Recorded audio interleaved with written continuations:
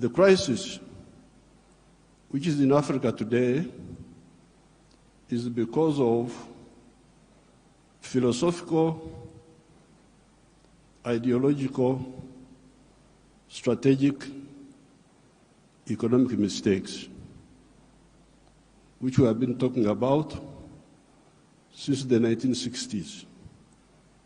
This is not an accident. When you see the crisis in many of the African countries, the collapse of states, we predicted this in the 1960s. Philosophical, ideological, strategic mistakes. I don't have time to amplify each one. But I was very happy to hear the president of the World Bank talking about prosperity instead of profiteering. These were his own words. That's what I picked. This has been the problem. Aid has been for profiteering. This has been the problem. Now, the World Bank people and other groups have been talking of sustainable development. Even in your documents, I have seen those words there. Sustainable development. I am now going to be 80 years old. I have never seen sustainable pregnancy. That a woman is pregnant this year, the pregnancy continues next year, 3 years, 4 years, it never happens. In life, pregnancy develops sustainably within the womb of the woman. Quantitatively, the baby is growing bigger and bigger. But at some stage, quantitative growth must be transformed into qualitative change. The pregnancy must become a baby. If the pregnancy remains pregnancy, the fetus will die. So therefore, I would even ask you to change those words in your documents. Africa does not need sustainable what? You could call it sustainable underdevelopment. Africa needs socio-economic transformation. The pregnancy must become a baby. The baby must grow and become a teenager. The teenager must grow. That's what happens in life. You cannot have quantitative growth and you think you are doing anything. The main reason why there is no growth is because the growth factors are not funded. They are not even understood. What are the growth factors? We now talk of private sector-led growth. Yes, but for the private sector to grow, what does it need? It needs low costs of production. Ministers of Finance, low costs of production. And what are the low costs of production? Number one, transport. You must have low transport costs. Where do low transport costs come from? From the railway. If you don't fund the railway, how will you get low transport costs? Wonderful people, Banco Mundial, IMF, all these. Where will low-cost operation come from if you don't have a railway? I have been here for the last 64 years. I've been watching as a student leader, as a freedom fighter, now as the leader of a country. How many railways have been constructed or funded in Africa? The few that have been was by China, the Tanzania Railway to Zambia, and recently China, another one here in Kenya, and then Tanzania on their own, they are building a railway line. So if you are talking of helping Africa, the railway, I don't want to be involved in any other words, no, please. The railway. Because if you fund the railway, you will have low cost of transport, and you can produce products which are cheap, which can be bought in the world. So you audit how much funding, all these billions you are talking about, how much of it has gone to the railway. Audit it. The second cost pusher is electricity. If you don't find electricity and you talk about sustainable development, what are you talking about?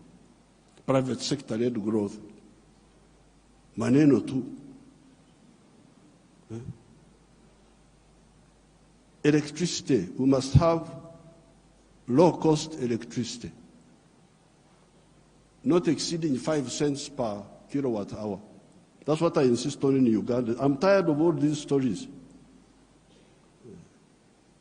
These neo-colonial civil servants who have been holding us back, I have put my foot down, say, I don't want to hear those stories. And Uganda is developing, and it will develop, because I don't entertain that nonsense anymore. Borrowing for what? Capacity building. Imagine. Seminars, they call you in a hotel, you eat chapati, you eat mandazi. They say that is capacity building. Capacity building should be on the ground, not just seminars. So, the second point, Excellencies, electricity. The third one, those people who talk about private sector-led growth. I have been trying to borrow money for our UDB, Uganda Development Bank, a bank which funds manufacturers. No, I don't get support for that. Instead, they want me to go, my people to go to commercial banks. But commercial banks cannot give, no, those commercial banks are to encourage imports. Because the only person who can borrow money and pay it back from a commercial bank is a trader who goes to China, goes to where, Dubai, brings products, sells them quickly, and pays back. So, if you are serious, I need to hear about the low-cost funding for manufacturing. Not for stories, not for what, no, manufacturing.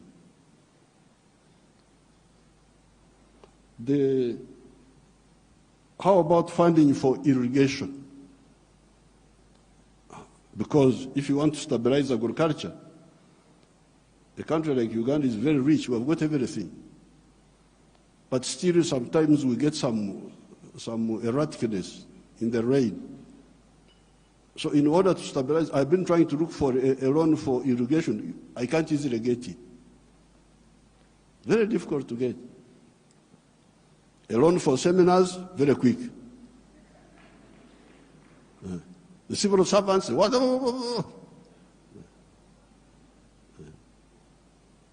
But a loan for irrigation, you don't see. Now, finally, the loan for, I don't know the situation in other African countries, and I don't have time to talk for a long, I don't have opportunity to talk for long. But Uganda is a very rich country. But one of the problems we were having was that our people were outside the money economy. They were in what they call subsistence sector. They just produce for eating, produce for eating, produce for eating. Wanashughulikia tumbo tu. So I was looking for money. Please give me money to give coffee seedlings to these fellows who are just producing for the stomach, so that they can produce for the stomach, but also produce for the pocket, so that they join the money economy. You cannot imagine that by 2013, a few years ago, 68% of the homesteads in Uganda were still in the subsistence sector, in the non-money economy. You audit your countries. What is the situation?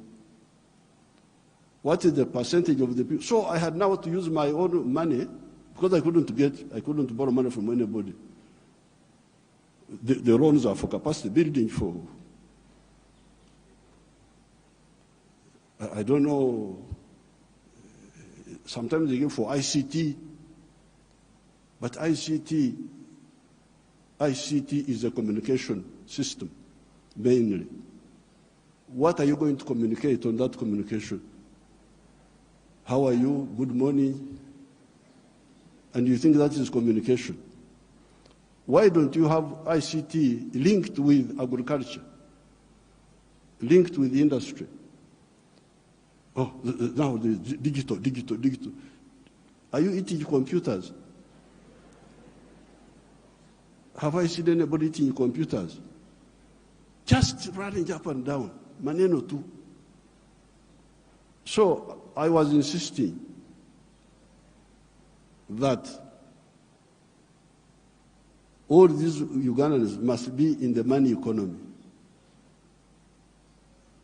2013, not long ago, 68% of Ugandans were outside the money economy because Uganda is a very rich country. A fool can survive there. In other countries, fools die. But in Uganda, fools can thrive there. They just eat. He stays with his brothers. He eats. He goes from there to the sister. He eats. He's not earning anything, but he's eating. So we said, no, everybody must be involved in the money economy. We couldn't get any support for that. But we funded it ourselves. Each year, we spend about $300 million of our own to make these villagers join the money economy by producing for the stomach, but also for the pocket. And from 2013, I was now told that for the first time, 61% of the people are in the money economy, of the homesteads. It is only 39% that are still out. You imagine those are still there, just eating, no money. So therefore, this meeting is, then you get your neo-colonial civil servants. They talk of import support. Imagine there is money for import support. Import support. The governor writes to me, reports, we have got import cover for so many months. But I don't want to import, I want to export. Why don't you tell me about import substitution?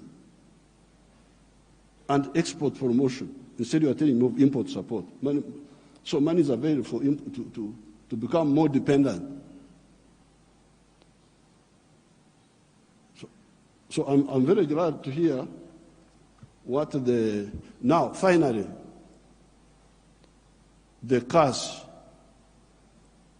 which we told our people about in the 1960s, we told them, part of the wars we fought in Uganda were to get rid of the neo-colonial groups which were there, which were stopping us from thinking.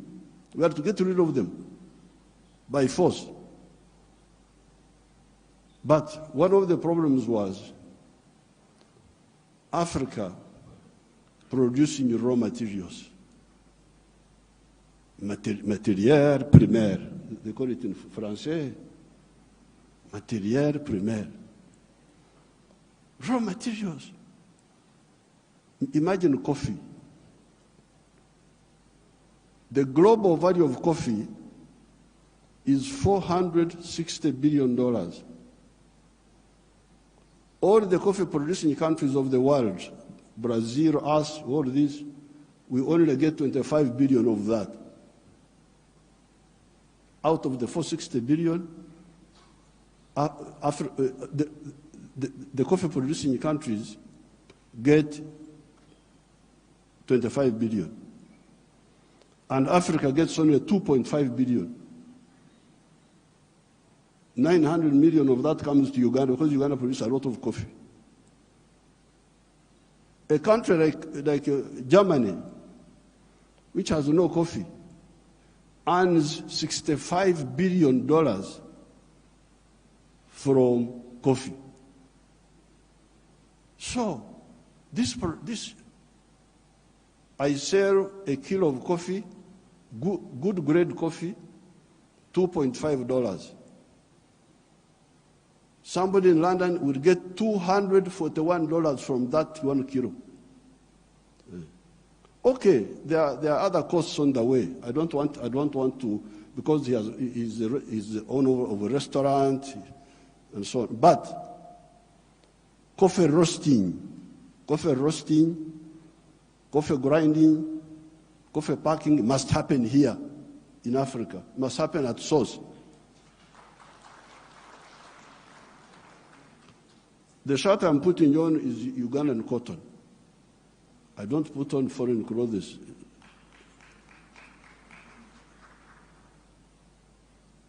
It's only the trousers I'm putting on because I can't go naked.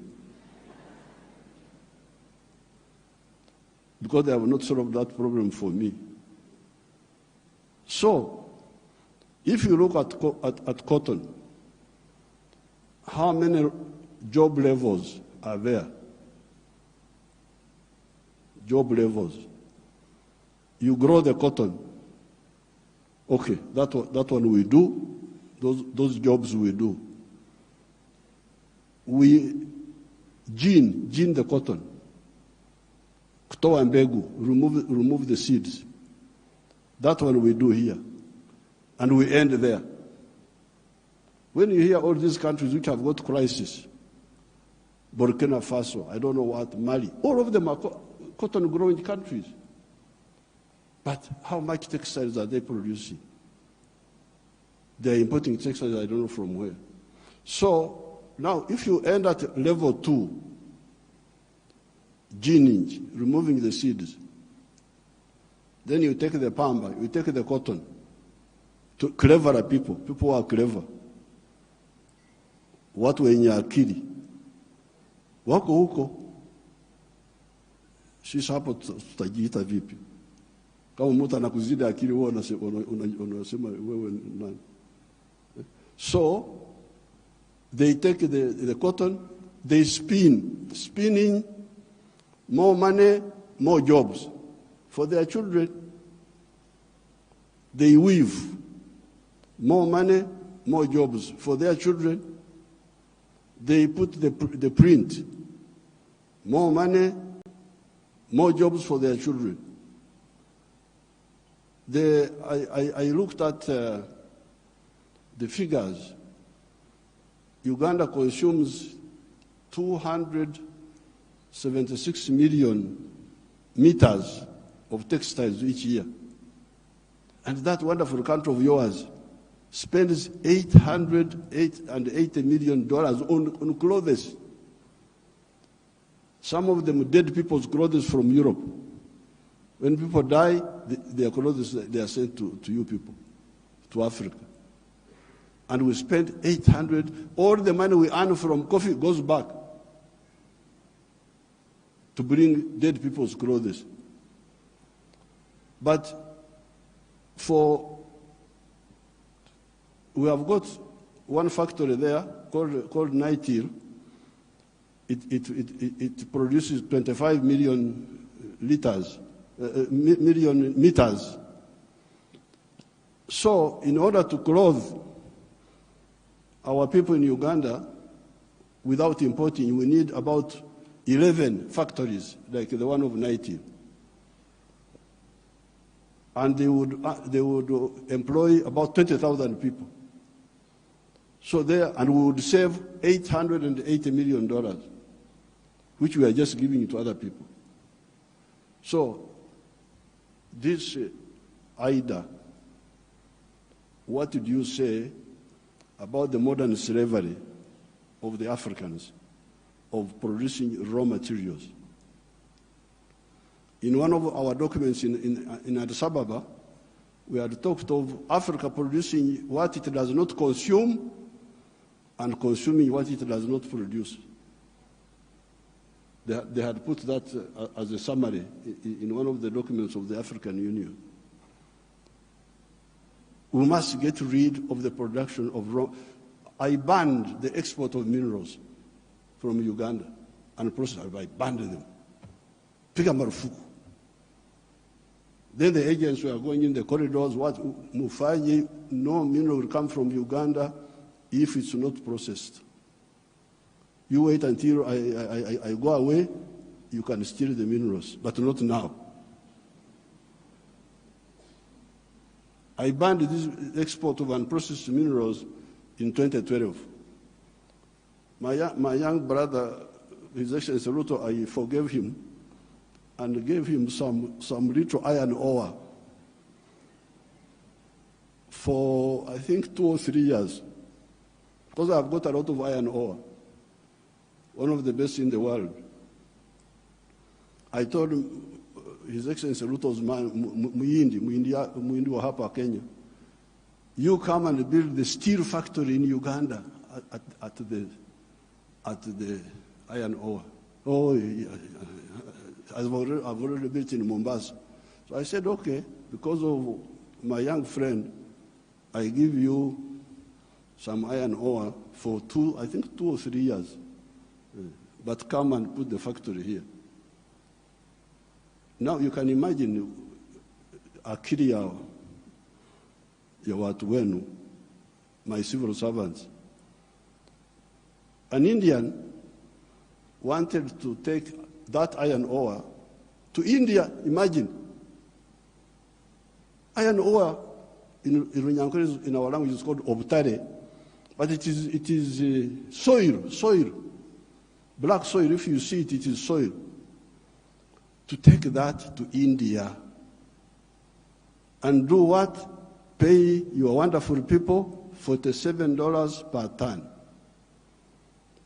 Our iron ore is the purest in the world. It is 70% pure.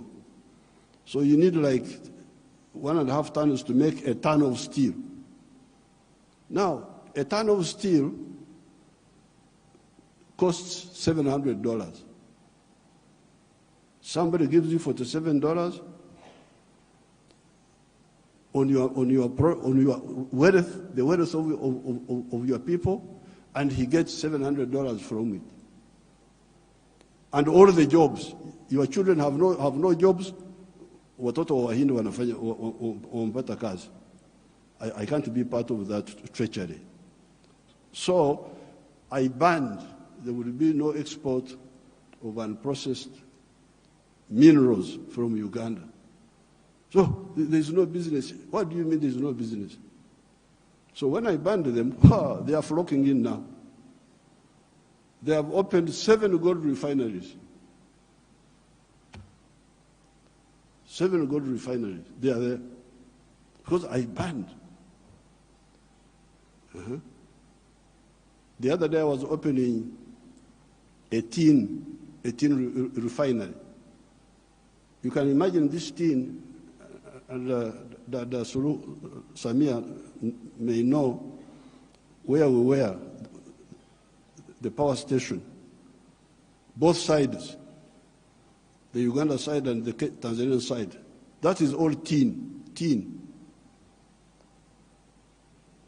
But all this time, imagine, since the British were here, they were taking, walikuwa wanachukua mawe tu, stones, because tin in nature is a stone, looks like a stone. So they take that. And they give my people $11 per kilo. And they take it to cleverer people. For the cleverer people, they get $32. My people got 11, those people get $32. And all the jobs. So when I was opening the factory, I was asking the refinery, I was asking them, this boy who opened the factory is a Canadian. I was asking them, huyu Mkanada ameleta umeme wake? Has this Canadian brought his own electricity? No. Anatumia umeme wa kwetu. Ameleta maji yake ya factory? No. Anatumia maji yetu. Internet anatumia ya nani? Ya kwetu. So, out of the $32, much of that money will remain in Uganda. Pay for the raw material, pay for the electricity, pay for the water, all that remains in Uganda. So, what does, first of all, my African brothers and sisters say about this hemorrhage of Africa? Hemorrhage.